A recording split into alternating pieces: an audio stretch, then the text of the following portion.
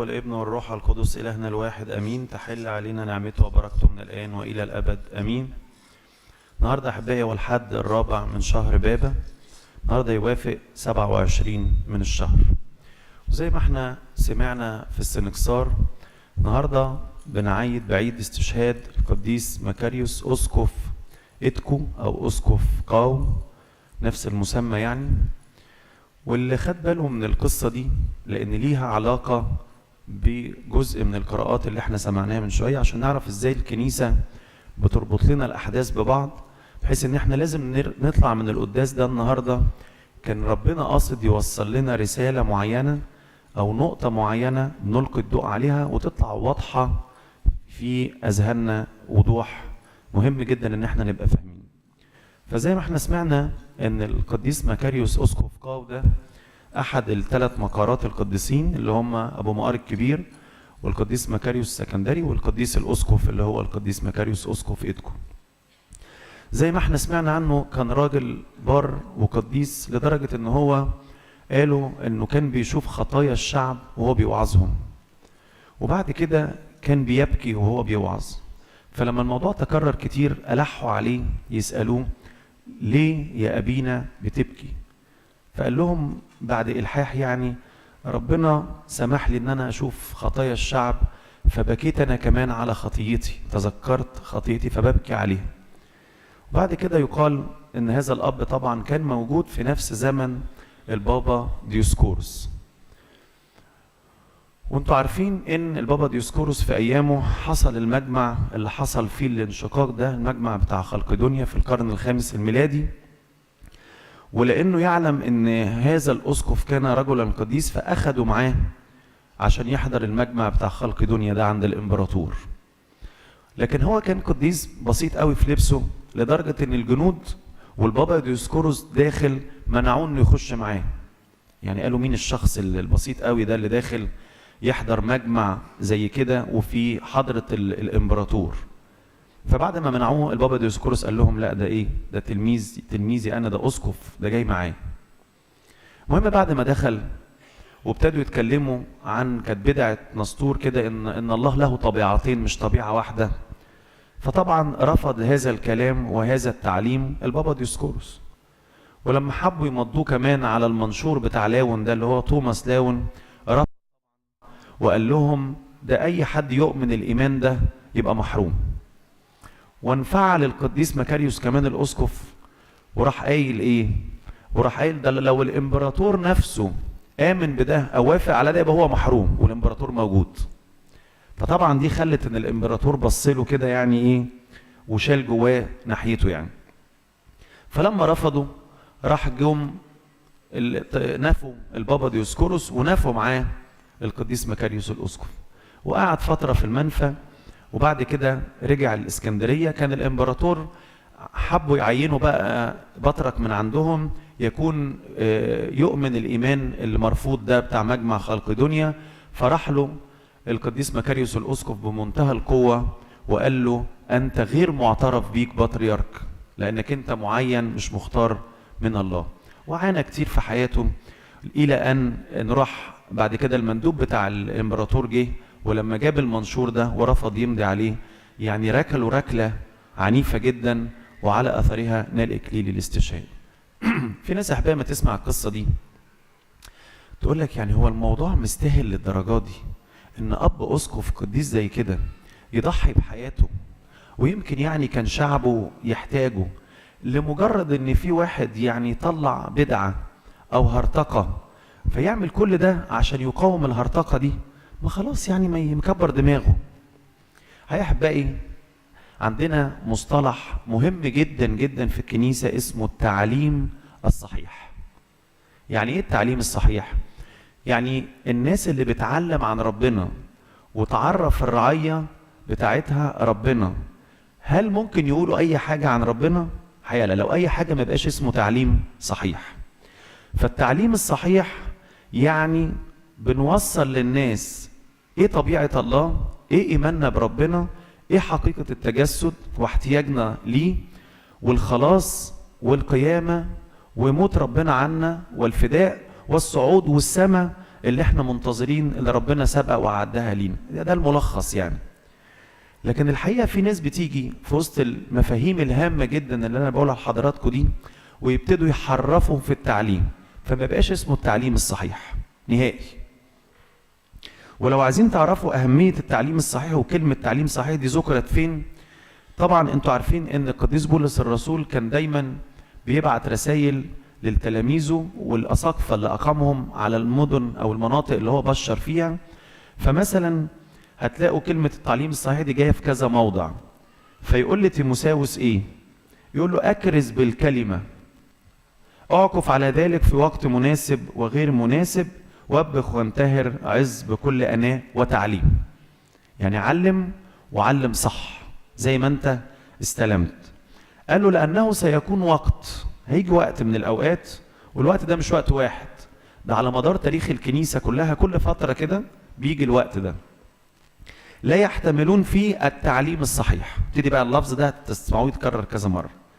بل حسب شهواتهم الخاصة يجمعون لهم معلمين مستحكة مسامعهم. يعني الناس كده كل فترة يطلع لنا حد يعلم بتعليم غير صحيح عشان يرضي الناس، عشان الناس تسمع تقول له ياه هو ده كلام حلو. فتلاقوا كل فترة ناس تقول لك مثلا احنا مش محتاجين نصوم. هنصوم ليه؟ ده احنا الروح القدس ساكن جوانا. فطبعا الناس اللي مش عايزة تجهد الجسد يقول لك بس هو ده الكلام. طب امال اللي احنا بنعلمه في الكنيسة ايه؟ لا ده في اباء هم اللي عملوا الكلام ده، والاباء دول كانوا رهبان، وده الجزء يخص الرهبنه، واحنا مالناش دعوه بالكلام ده. هو التعليم ده الصحيح. فطبعا هنا ربنا القديس بولس الرسول بيأكد خلي بالكم من مسمى او من لفظ التعليم الصحيح. كلمه الصحيح بقى احبائي يعني ايه؟ يعني اللي ربنا قاله ملهاش اي معنى تاني.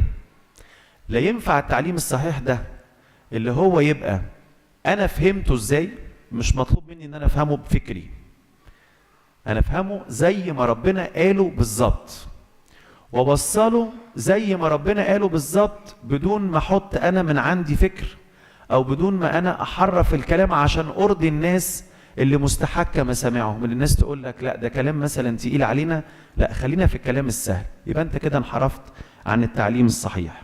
وبرضه القديس بولس لما كلم تلميذه تيتوس قال له كده، قال له ملازما للكلمه الصادقه التي بحسب التعليم، لكي يكون قادرا ان يعظ بالتعليم الصحيح ويوبخ المناقضين، الناس اللي مش عاجبها ده.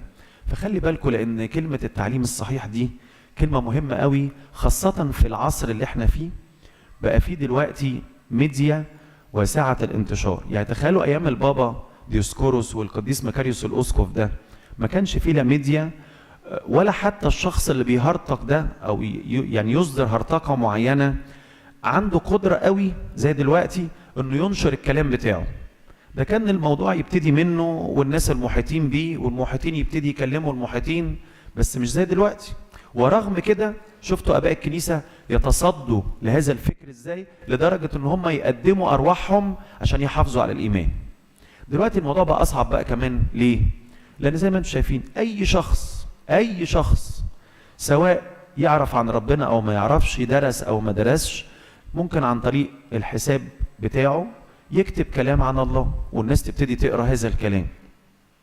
وارد جدا ان حد يصدق الكلام ده او يقتنع بيه.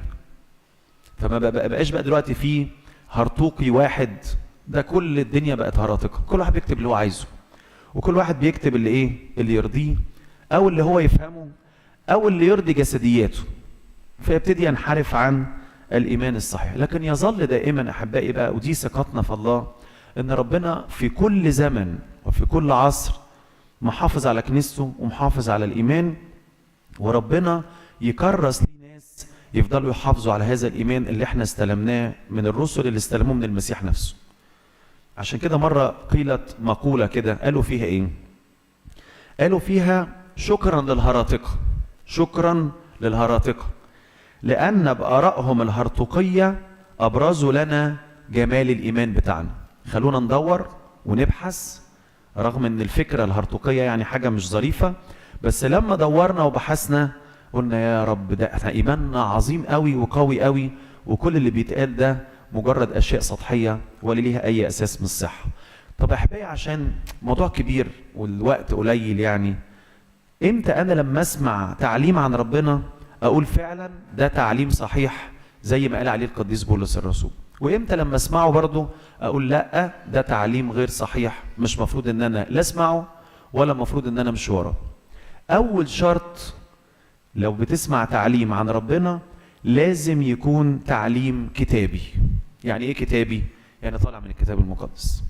واحنا كل تعليم كنيستنا الارثوذكسيه نابعه من الكتاب المقدس.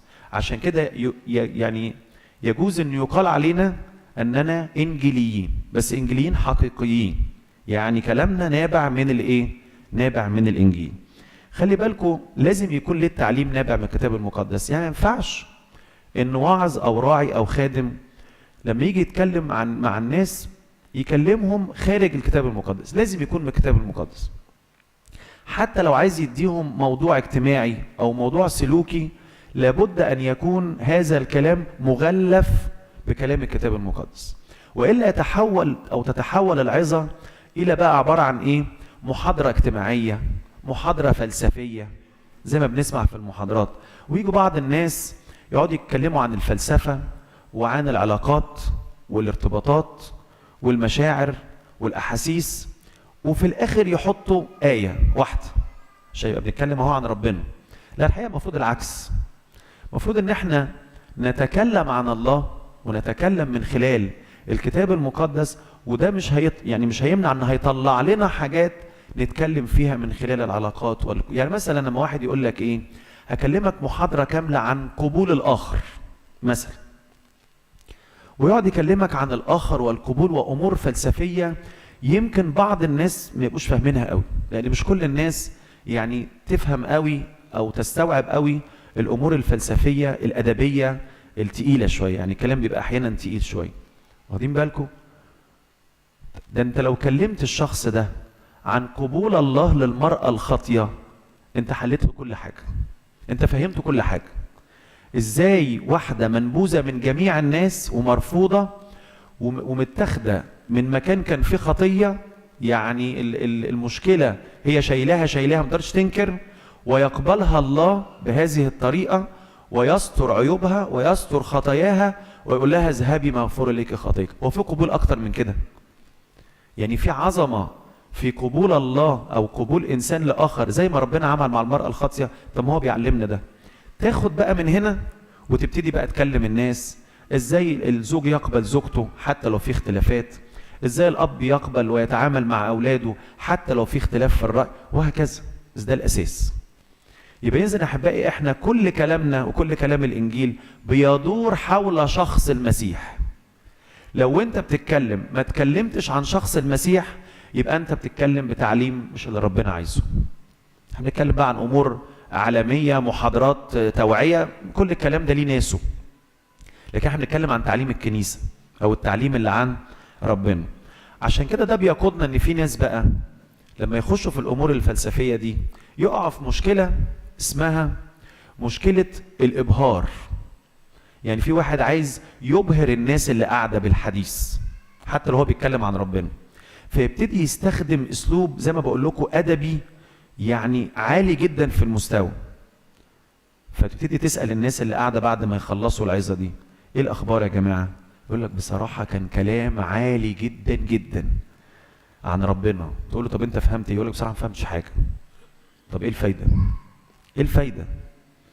ده ربنا خلانا او هو نفسه كان بيكلم الجموع باسلوب بسيط عشان يفهموه. حضراتكم شوفوا الموعظه على الجبل ما فيهاش كلمه ما تتفهمش، ما فيهاش كلمه يفهمها الكتبه والفريسيين اللي هم معلمي ودارسي الشريعه والناس البسطه والصيادين والحرفيين ما يفهموهاش. ارجعوا كده للعظه على الموعظه على الجبل. طب مين اللي قال الموعظه على الجبل؟ ده ربنا يسوع نفسه. يعني هو عايزنا احنا كمان لما نكلم الناس نكلمهم بنفس الطريقه السهله الناس تفهم. يقول لك دايما المعلم او الراعي هو اللي سهل الصعب مش يصعب السهل على الناس. امال هو ليه ربنا لام الكتبه والفريسيين وقال لهم الويل لكم؟ طب ما هم كانوا بيعلموا الناس الشريعه بس ما كانوش بيعلموها زي ما ربنا عايز. هو ده الفرق بين التعليم الصحيح والتعليم المنحرف. كانوا حسب دماغهم هم، وبيقولوا الحاجات بالطريقة اللي ترضي رغباتهم وجشعهم، ويحملوا الناس أحمال عثرة الإيه؟ الحمل. مش ده اللي ربنا قاله؟ ده اللي ربنا قاله نفسه. فخلي بالكم، لأن في ناس كتير تتجه الاتجاه ده، يقعد يبهرك بكلام. ففي ناس تقول لك إيه؟ بص كلام، في كلام تقيل، بس احنا في الكنيسة بيقولوا لنا كلام بسيط وبتاع. انت عايز تعقد نفسك يعني؟ انت عايز تشوف ربنا بالنسبة لك شيء مبهم وغير معروف، فعشان كده يبقى ربنا؟ اصل في ناس عايشة في العالم على كده، مش عايزين يعرفوا حاجة عن ربنا. هو ربنا جبار وعظيم. طب ما تعرفش ان في حاجة اسمها ربنا محب؟ ربنا تجسد يعني تنازل. يقول لك لا ده مش ربنا، ده اللي بتتكلم عليه. ازاي ربنا يعني يتنازل ويحب البشر لدرجة انه يتنازل ويبقى زينا كده؟ ازاي يعني؟ فالناس مش عايزة تعرف ربنا، عايزة تعرف بس ان هو عظيم وجبار، وهو ربنا عظيم فعلا، بس اعرف بقى صفاته الحلوة وازاي بيحب البشر. ما هو كلمة احبائي ان الله محب البشر دي موجودة عندنا احنا بس. في حتة تانية تلاقوا الله مرعب بالنسبة للناس، مرعب، مش عايزين حتى يجيبوا سيرته بيخافوا منه. لا، ربنا محب البشر. ربنا بنقول له أبانا الذي في السماوات كل صلاة. يبقى أول حاجة لازم يكون التعليم ده كتابي.